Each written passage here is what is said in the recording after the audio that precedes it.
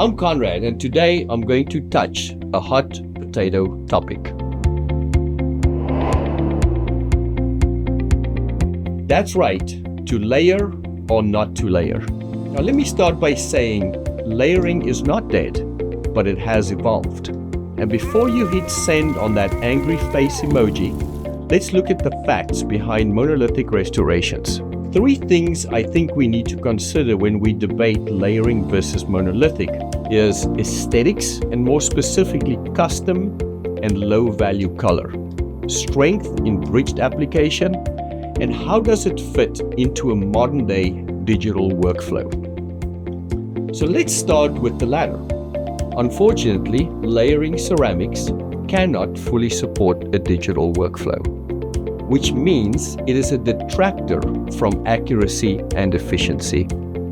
In my opinion, the greatest advantage modern-day dentistry offers over traditional analog dentistry is no stress to the clinician, no surprises to the patient, and no adjustments to the final restoration. Those 3 things are only made possible through prototyping and exact duplication of the approved prototype into the final restoration. From tooth-borne to implant retained to modern-day digital dentures, prototyping has greatly improved patient outcomes.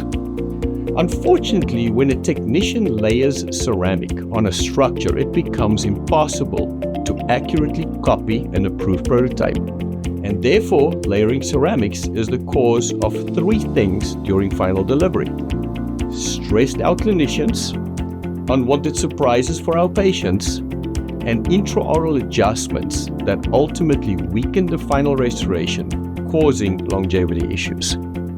The second point, and one of the major arguments in favor of layering ceramics, is obviously aesthetics. I will be the first to admit that Absolute was one of the slow adopters of monolithic restorations. I did some research and found that in 2018, we were still processing around 90% of our restorations with a layering ceramic.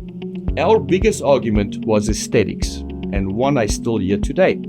So for many years, even after the industry shifted towards monolithic options, we were big advocates for hand layering our all-on-X cases. And even though we created some absolutely amazing results, the unpredictability of the final deliveries caused by data loss in processing and the brittle nature of ceramics often caused post-delivery issues. That drove us to find a better material and a better workflow. Over the last 10 to 15 years, we have witnessed a true evolution in monolithic materials. What was once a brittle, high-value material has evolved to structures that exhibit up to 45% translucency, while still offering north of 1200 megapascals of strength. This exceptional strength and the ability to absorb light makes it possible to mimic nature from the whitest of whites to the grayest of grays.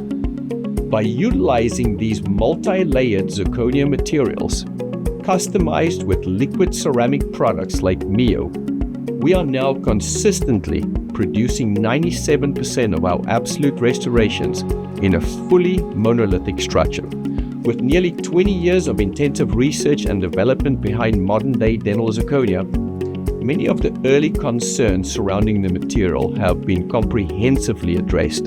Initial questions regarding wear of opposing dentition, the ability to achieve low value and high aesthetic shades, and the long-term strength and reliability of bridge restorations have been extensively investigated and resolved. By 2026, more than 12,000 peer-reviewed scientific publications had explored the use of zirconia in dentistry. When non-peer-reviewed literature is included, the total body of published work is estimated to exceed 15,000 publications. The future of aesthetic and functional dentistry is not built in layers.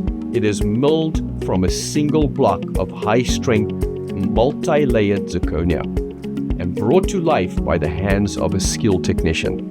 In my opinion, artistry is not defined by adding porcelain. No matter the canvas or the medium, true artistry is created by the artist. We call it artistry through technology.